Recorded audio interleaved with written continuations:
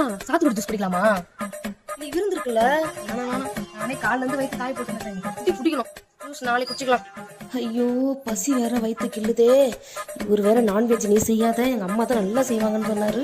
சாப்பாடு வேற ரெடி ஆயிடுச்சான்னு தெரியலையே, போய் பார்ப்போம். ஆஹா, சிக்கன் பிரியாணி, முட்டை, சிக்கன் 65, ஃபிஷ் ஃப்ரை. இன்னைக்கு ஒரு குட்டி தான்.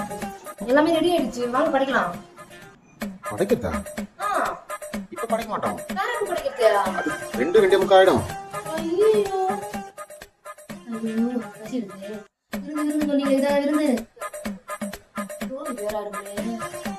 A few hours later.